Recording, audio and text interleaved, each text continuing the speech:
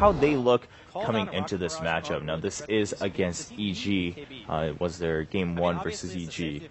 Vici has been pretty volatile. In this best of 2 versus EG, I also thought they fared very well. They looked very good versus Empire, but then they got 2-0'd by, I think, CDEC. And yes.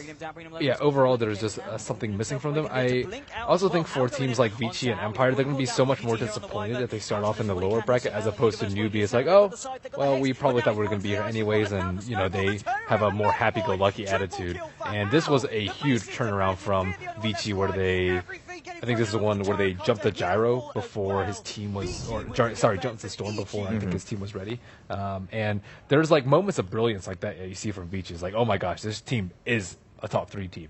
And we've seen that. DAC, second place, and TI4, second place. And all throughout the year, it seems they were doing well. And then right after DAC, maybe a month or 2 after that period, they just were on a steady decline, and no one actually really knows why. It seems like the patch fits them. Like their drafter certainly is very experienced and confident, and no one exactly knows why. I'm sure they're trying to figure it out themselves. I think it all started when they had the roster change with Black, changing from Black to How. They are both very different in their play style.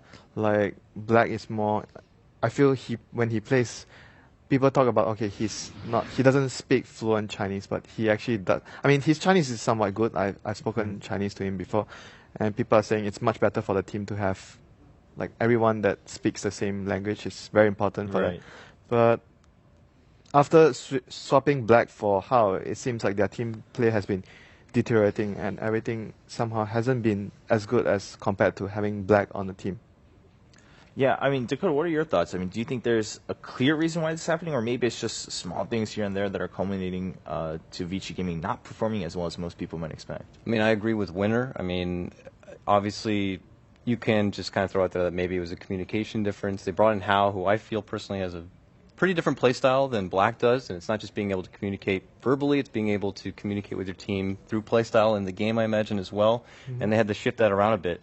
Maybe they're not being as innovative as they used to be. It seems like they were caught out in that series against EG. In the other game, I believe, is when EG ran that off-lane Enchantress, and they really took advantage of a team like Vici where sometimes they could be a bit transparent. They almost baited out the Bounty Hunter in the opening round, and they built around that so the Bounty Hunter got nothing, literally nothing. 0 kills, 0 assists. Yeah. It's crazy. So you wouldn't expect a team like Vici to be taken advantage of like that. So that is a bit concerning. Yeah, it's weird to view them taking like the best team